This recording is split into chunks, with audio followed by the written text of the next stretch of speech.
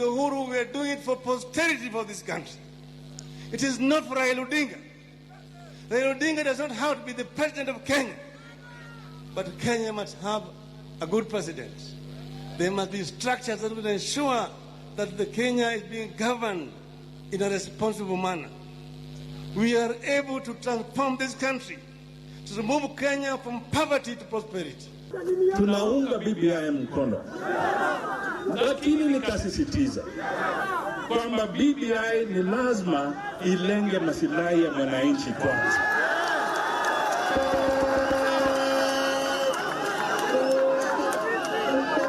Na nikasema tukienda mbele, Wakenya wasome hiyo report, waichambue, na pahali labda kuna ulegevu wazungumuze na warekebishe, na pahali ambapo kuna uzuri tuimarishe. Nilisema ama sikusema? Nilisema ama sikusema? Sasa wewe ni nani kuamuka na kusema Musalia alikataa BBI?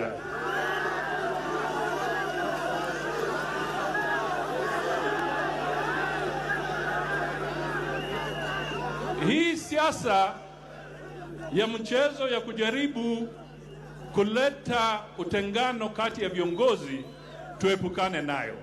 Hatuwezi kuwa na house leadership Washiali, Duale na Murkomen upande hii wanatukana rais, na upande hii hao ndio wanatembea na magari wako house leadership.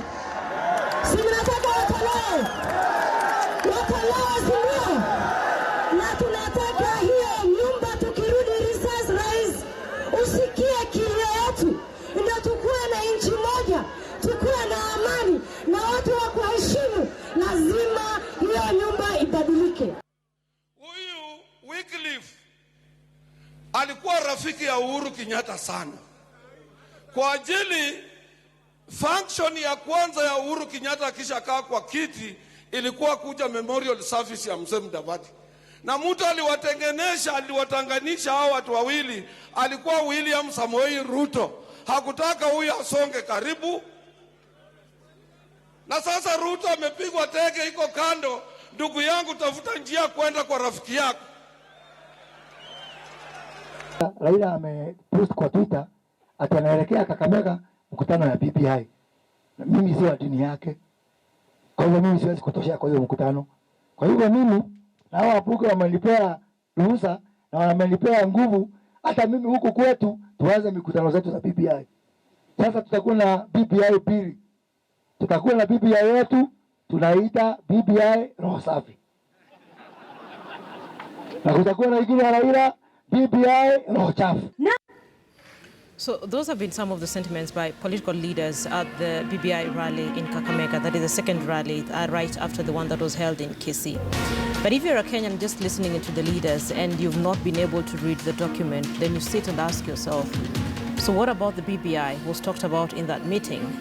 And when you listen to the sentiments as well, you sort of get the feeling that perhaps it is creating us versus them, and you get the feeling that the issue that Kenyans have not seen this document, Kenyans have not read this document, is no longer an issue. It's about, let's talk about the BBI, let's talk about what's in it for certain leaders, let's talk about the people who don't support BBI. And the concern that a lot of people out there have is this BBI uniting or dividing the Republic of Kenya? During the handshake, President Uhuru Kenyatta and Raila Odinga said they were coming up with the Building Bridges initiative to unite the entire country, to sort of make sure that what we have had in the country the last couple of years does not happen again. But when you listen to the sentiments of leaders from both political divides, then you start to ask questions. Is it building the bridge? Is it dividing Kenyans? Is it uniting Kenyans? That is the conversation we're having this evening on The Big Story, and we will be speaking in a couple of minutes to Boni Khalwale, who's a former senator, Kakamega. Remember, his faction had a different meeting the same day that the rally in Kakamega was being held, and they were not allowed to have their meeting, and they were very upset about it. And I want to pick up from him. Does he feel that this BBI is uniting the nation or not? He's on his way. I'm hoping he'll get here on time. But then a little bit later on, we'll speak to Churchill Sauke, who's a governance expert as well. But right now, it is very important for me for us to speak to Adam Zolo, who's the BBI Task Force Vice Chair.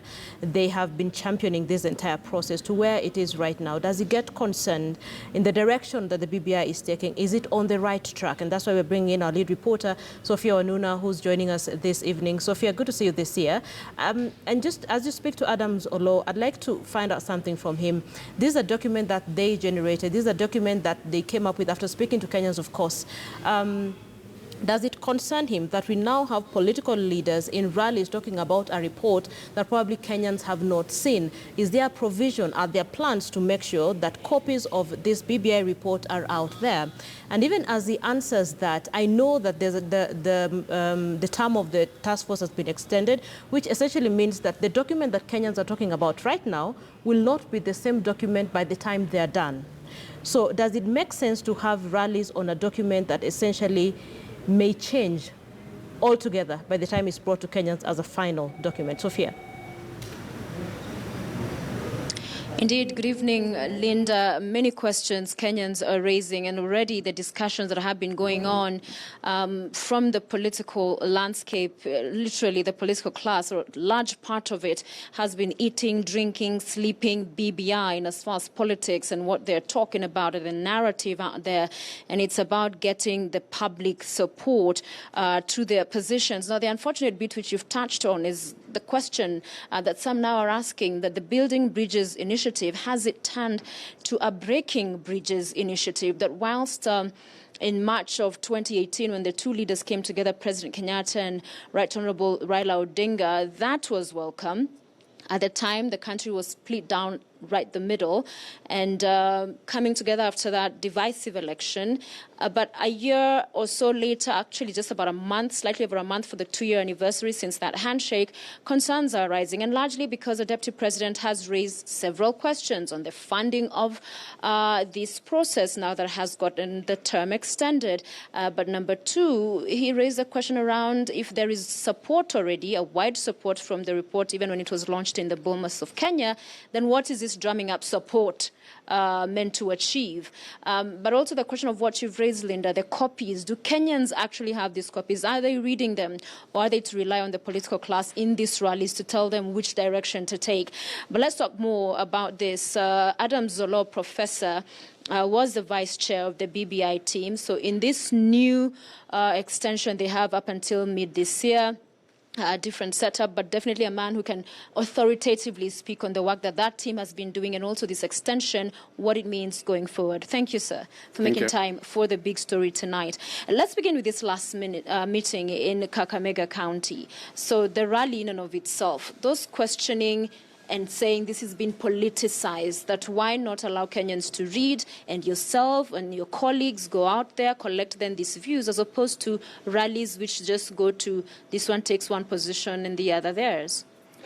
Basically, anybody who has read our report, if they go to paragraph 23, we talked that after the handing in of the report, there should be a national conversation. That national conversation was supposed to take place in mosques, in churches, in political party forums, in town halls, basically to speak to each other, speak with each other on the report, to see how they have embraced it, what they agree with, what they would like to see amended. So within our own report, we recommended for a national conversation. Right. And there are those who would be concerned that this national conversation appears to be one that only welcomes certain views, because, for instance, in Western Kenya, there were those who sought to have a meeting on the same day as the Kakamega meeting in Buhungu, in Mumias, the likes of Honorable Halwale. But that meeting, whilst initially getting consent to go ahead, was a revocation of that permit. So why, in your view, does that worry you, that then the perception becomes that it is clamping down on those other voices that do not necessarily speak the same and read from the same script as you do? Again, I wouldn't be the right person to comment on that, because as we say, the national conversation should allow different groups, different leaders, different Kenyans to be able to converse on the report. And I think that from what I read in the newspapers, basically there was the Buhungu rally that was basically going to talk about the BBI directly, and there was the Mumias meeting, which was going to talk about issues. So I was made to understand that touch on the economy of that region specifically, without tying it to the BBI. As to why it was cancelled, I think the security apparatus would be best placed to deal with that. And I think one thing we were saying in BBI was that there needs to be rule of law in this country. And I think that if you were to ask me, if I was given a license and it was cancelled, then I would seek the courts to give me further authority to go and have my meeting. I wouldn't insist that I must have it. Yeah. I would go to what the institutions that have been created in the country to deal with dispute resolution. Right. Let's talk about the positions and the sentiments by the Deputy President concerning the BBI. One of them was to question what is the point. Yes, you've referred to the section in the report and recommendations that talks about a national conversation. However, he opines that in terms of support, the document has the support, the recommendations have the support. So he asks, are there individuals who want to bring in different proposals than what is there that then require all of this conversation going on? Do you see where the DP is coming from? I see where it's coming from, but again, if you go and read our report, other than the paragraph 23 that I've talked about, if you go and read chapter 12 of the conclusion, then as a team, we did not know that we were going to be given another chance or an extension. And therefore, we had proposed that as the national conversation goes on, and you go and read it, and we are saying leaders, including from churches, politicians, civil society, NGOs, should go around the country and get this report owned in a manner that all Kenyans will be speaking with one voice. And there we recommended then that a technical committee would come in and now seek the nuances of the issues into legal, policy, and administrative. My understanding of what has been going on is that the people of Nyanza and the people of Western, if you look at both meetings, at least from what I saw happening, in the Kisii one, the morning session was a closed town hall meeting in which discussions occurred and resolutions were adopted, touching on the report and what they would like to see, what they agree on. In the Kakamega one, there was a meeting, I believe, on the 12th in Bungoma, in which again there were deliberations, discussions, and I saw Governor Tichilo reading the resolutions from the Bungoma meeting in that. My understanding is that once we now go out ourselves, then these resolutions will be given to us as part of the memorandums that we are going to get.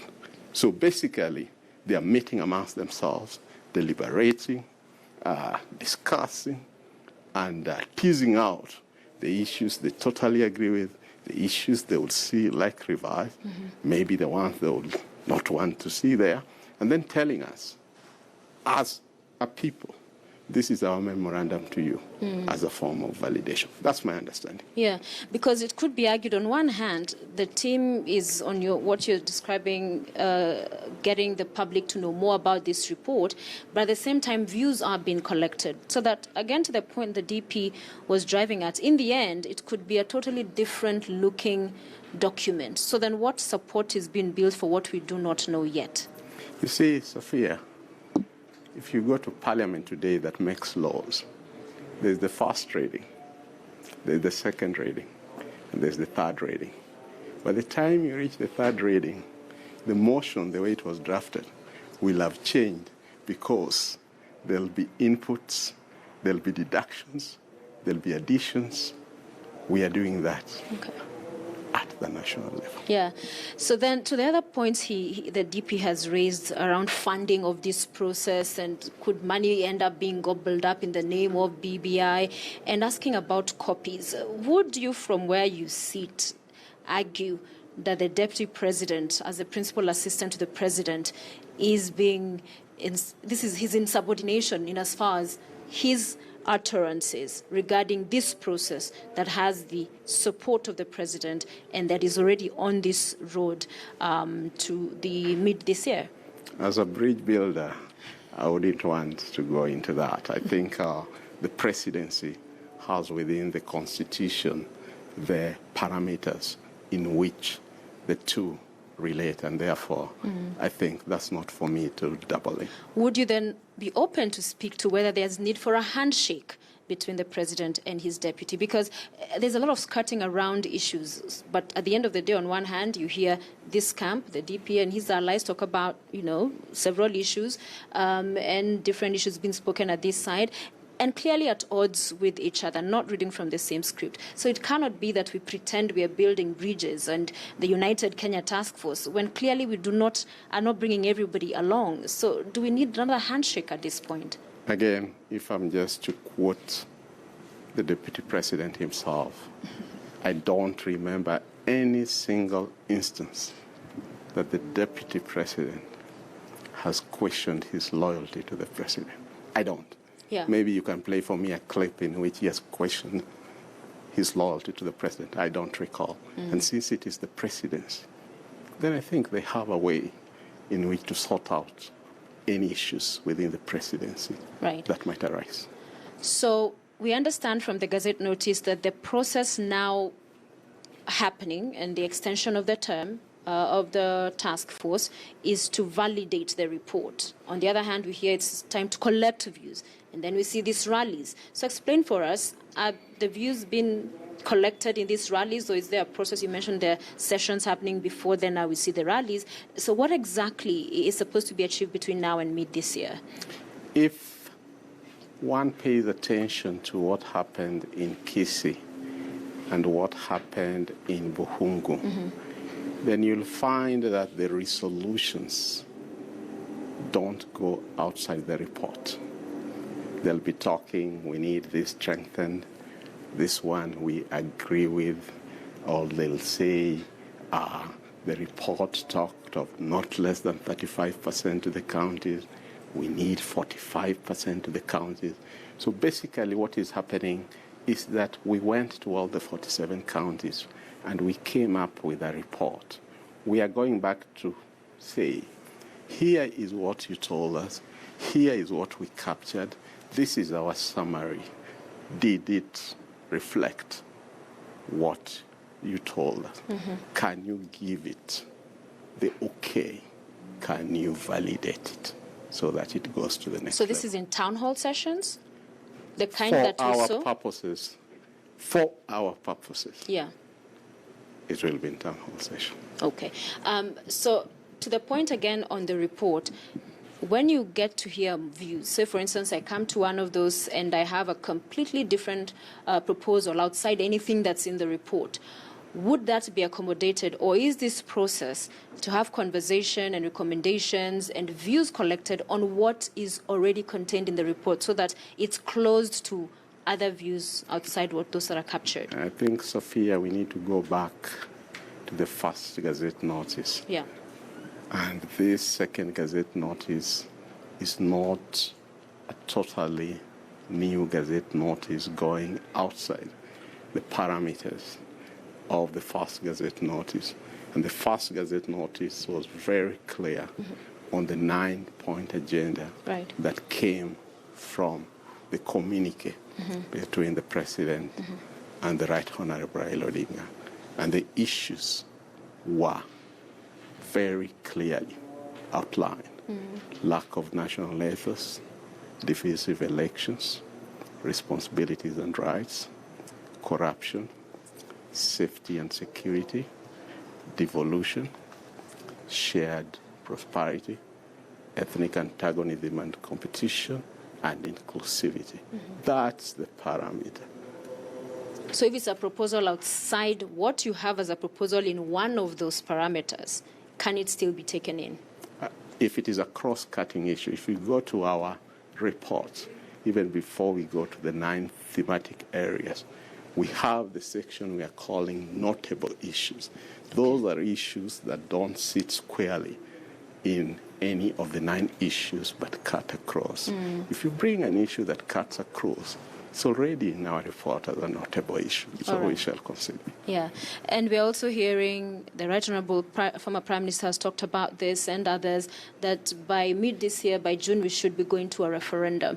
Is that premature in your view, that we do not know what will be the result of this process, that we are already now building that momentum to a referendum? Is that in order?